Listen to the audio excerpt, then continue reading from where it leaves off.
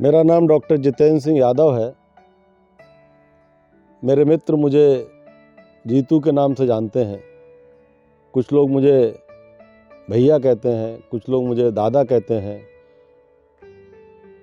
फर्रुखाबाद के अधिकांश लोग मुझे डॉक्टर साहब के नाम से जानते हैं। लेकिन सत्य यह है कि मैं उस हर माँ का बेटा हूँ जिसे मेरी ज़रूरत है। सत्य यह है मैं उस हर भाई का भाई हूँ जिसे मेरी ज़रूरत है। मैं जनता के लिए एक सेवक भी हूँ।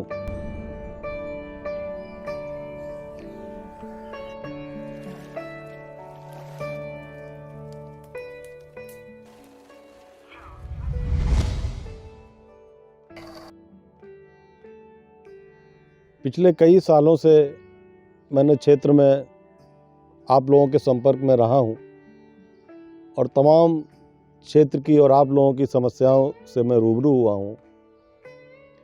तो मैंने अपने तरीके से उनका निराकरण करने की कोशिश की। लेकिन एक व्यक्ति की कोशिश बहुत छोटी होती है। मेरा जो व्यवसाय चिकित्सा और शिक्षा का है, उसके माध्यम से मैंने कोशिश की। मैंने बसें चलवाई, एम्बुलेंस चलवाई, तमाम तरीके के कैंप लगवाए कि उन समस्याओं को दूर करें। लेकिन एक व्यक्ति, जैसा कि मैंने कहा कि एक सीमित उसका दायरा होता है।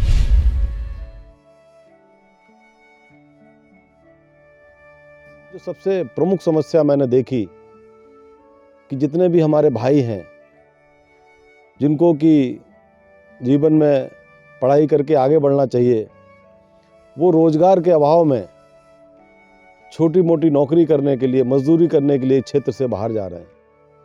अब प्रश्न ये उठता है कि वो क्षेत्र से बाहर क्यों जा रहे हैं, नौकरी करने के लिए क्यों जा रहे हैं। ज़्यादा बहुत अच्छा उनको अनुभव अपने क्षेत्र में क्यों नहीं मिल रहा है। वो इसलिए कि हमारे यहाँ ऐसी कोई व्यवस्था नहीं है जिससे कि उनके पलायन को रोका जा सके। कोई ऐसी इंडस्ट्री नहीं है, कोई ऐसे विद्यालय नहीं है जहाँ पर उनकी प्राइमरी शिक्षा अच्छी दी जाए। और जब प्राइमरी शिक्षा अच्छी होती है, नींव अच्छी होती है, तभी आगे आदमी की एजुकेशन बहुत अच्छी होती है। और एजुकेशन ही एक ऐसा माध्यम है जिससे आप जीवन में सब कुछ पा सकते हैं। यदि किसी व्यक्ति के पास 10 किताबें हैं और 10 किताबें पढ़ करके वो IAS बन जाता है तो पूरे ज़िले का मालिक बन सकता है। तो मेरी जो प्राथमिकता है, सबसे पहले कि जो गांव छोड़ के जो लोग शहरों में, बड़े बड़े शहरों में नौकरी करने, दूसरों के अंडर में काम करने जा रहे हैं, उनको यहाँ पर रोज़गार मिले, उनकी यहाँ पे अच्छी पढ़ाई हो, वो स्वयं के मालिक बने। हम नहीं चाहते कि हमारे क्षेत्र का कोई भी व्यक्ति बाहर जाकर किसी के यहाँ नौकरी करे।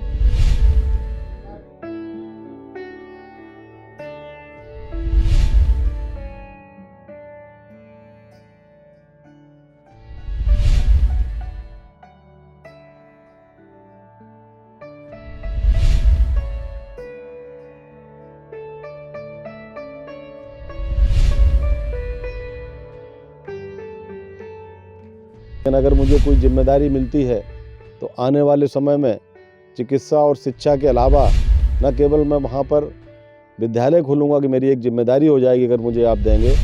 जगह जगह पे मैं छोटी छोटी PSC बना करके उनको बड़े हॉस्पिटल से अपने यहाँ जोड़ूँगा और अपने हॉस्पिटल को तमाम जो दिल्ली और लखनऊ के हॉस्पिटल हैं उनसे जोड़ने का काम चल रहा है।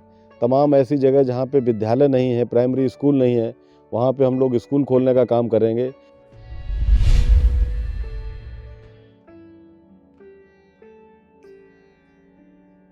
यदि कोई सरकारी मदद आती है, तमाम योजनाएं आती हैं, तो वो भी हम कोशिश करेंगे।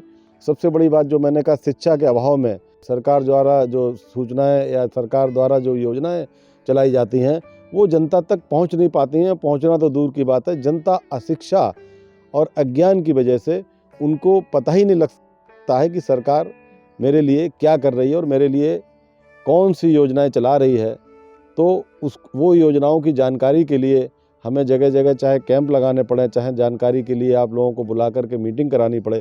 सरकारी योजनाओं का लाभ आपको जब भी मिलेगा, आपको अपने हक का लाभ जब भी मिलेगा जब आपको ये मालूम होगा कि सूचना या जानकारी है क्या। बिना जानकारी के आप उसका लाभ नहीं ले पाएंगे। हम ये भी प्रयास करेंगे कि लोगों को इस बारे में भी जागरूक करें कि सरकार की योजनाएं आप तक न आकर अधिकारियों और नेताओं तक सिमट कर वहीं वो लोग वहीं से खा पी करके वापस कर देते हैं और हमारी गरीब जनता जो है, हमारा जो आम आदमी है, वो भूखा प्यासा रह जाता है, उसको पता नहीं लगता है।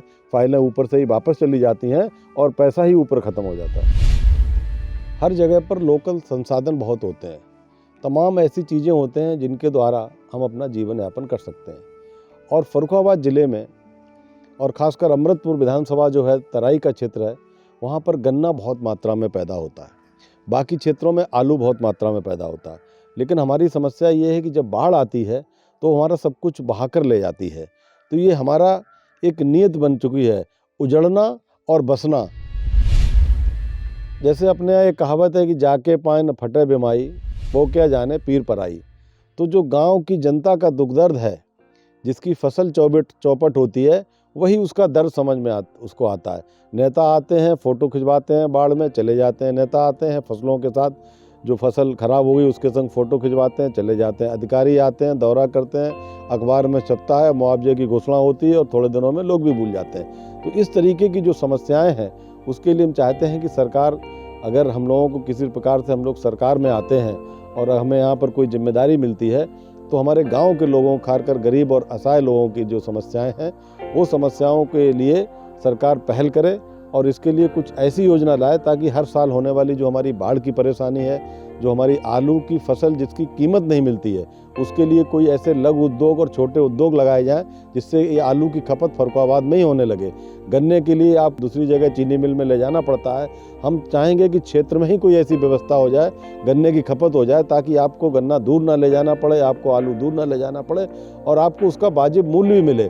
सरकार तो एक न्यूनतम मूल्य तय करती ही है, लेकिन वो इतना काफ़ी नहीं होता है कि हमारा कीमत उससे, हमारी बीज की कीमत भी उससे निकल सके। तो हम चाहेंगे इस तरीके के छोटे छोटे तमाम उद्योग वो क्षेत्र में ही लगें, क्षेत्र में ही पैदावार हो और क्षेत्र में ही लगें, ताकि क्षेत्रीय जनता को उसका लाभ मिले।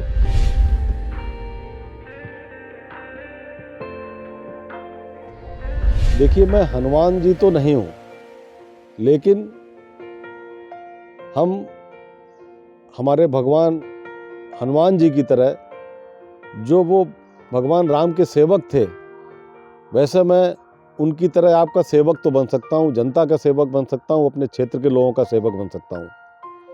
क्योंकि मेरा जो मेन पेशा है, आप लोग जानते हैं मुझे, अधिकांश लोग मुझे डॉक्टर साहब के नाम से जानते हैं। और डॉक्टर का काम होता है कि उसके पास जो भी आए, जो भी उसे अपनी समस्या बताए, उसके दर्द को कम करना। तो वो दर्द ज़रूरी नहीं है कि चिकित्सा के रूप में ही हो, आपको कोई शारीरिक परेशानी हो। जो भी आपको परेशानी होगी, मेरी कोशिश रहती है, मेरी जितनी क्षमता है उतनी क्षमता से मैं उसको दूर कर सकूं।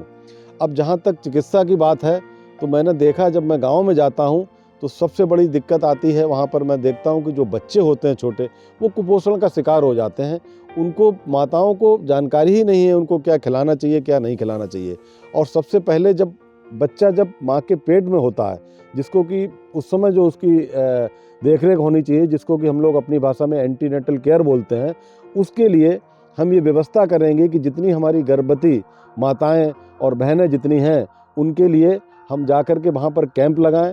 कैंप लगाने के बाद उनको शिक्षित करें कि किस तरीके से उनको अपनी देखभाल करनी है और जो उनके गर्भ में जो बच्चा पल रहा है उसकी देखभाल कैसी करनी है।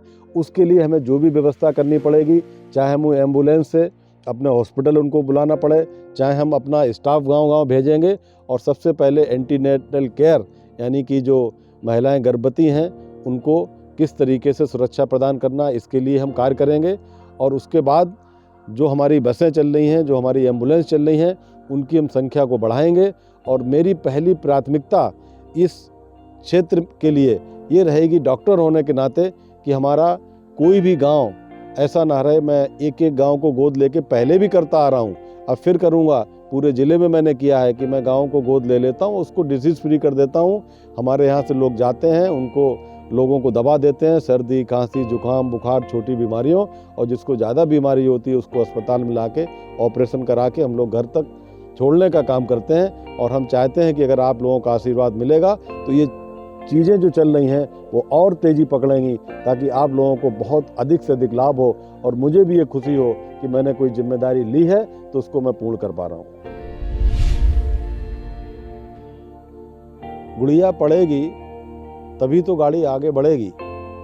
अक्सर मैंने गांव में देखा है कि लोग बच्चों को जब स्कूल भेजते हैं तो एक उनमें चिंता बड़ी स्वाभाविक से हो जाती कि बेटियों को स्कूल में कैसे सुरक्षित भेजा जाए।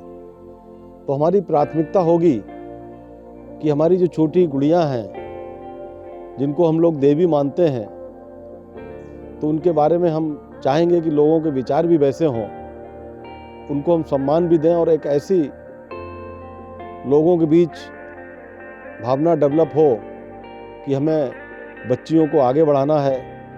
क्योंकि अक्सर कहा जाता है कि जब एक पुरुष शिक्षित होता है तो वो अपने लिए शिक्षित होता है, लेकिन जब एक महिला शिक्षित होती है तो एक परिवार शिक्षित हो जाता है। इसलिए बेटियों के लिए हमें उनकी शिक्षा के लिए, उनकी सुरक्षा के लिए कैसे वो स्कूल पहुँचें, कहाँ वो अच्छी तरीके से सुरक्षित रूप से शिक्षित हों और कैसे आगे बढ़ें, ये मेरी सबसे विशेष, मेरी व्यक्तिगत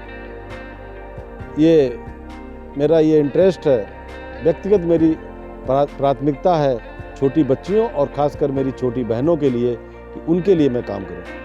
देखिए, बच्चों में ख़ासकर जो हमारी छोटी बच्चियां होती हैं वो स्कूल तक जाएं और वहां पर सुरक्षित रहें और वापस सुरक्षित घर आएं, तो उसके लिए हमारी ऐसी पहल रहेगी कि शासन, प्रशासन और सरकार उस पर विशेष ध्यान दे और उसके लिए एक विशेष कार्य योजना बनाए ताकि बच्चियां सुरक्षित रहें। बेटियों को शिक्षित करने के लिए जागरूकता इसलिए भी ज़रूरी है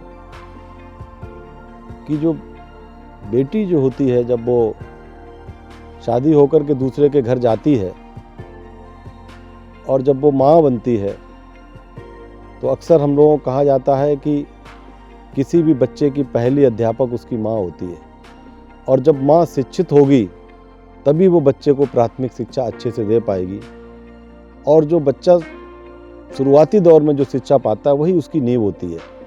इसलिए भी बेटी का शिक्षित होना बहुत ज़्यादा ज़रूरी है। हमारे सोशल फ्रंट के द्वारा हमने एक मेंबरशिप योजना का शुभारंभ किया है, जिसमें हम जो भी हमारे फ्रंट का मेंबर बनेगा उसको हम एक कार्ड इशू करेंगे और वो कार्ड जब आकर के हॉस्पिटल में कोई भी व्यक्ति दिखाएगा जिसके नाम से वो कार्ड होगा, हमारा मेंबर होगा, तो उसको तमाम तरीके के कोर्स में न केवल फीस में डिस्काउंट रहेगा बल्कि हॉस्पिटल के जितनी भी जांचें हैं, ऑपरेशन हैं और जितनी भी हॉस्पिटल में मेडिसिन विभाग हो चाहे स्त्री रोग विभाग हो, उसमें सभी में उसको डिस्काउंट मिलेगा, छूट मिलेगी। और वैसे ईश्वर से मेरी प्रार्थना है कि स्कूल तो सभी आएँ लेकिन अस्पताल कोई ना आए, लेकिन अगर फिर भी किसी कारणवश आना पड़ता है तो उसमें हम छूट प्रदान करेंगे।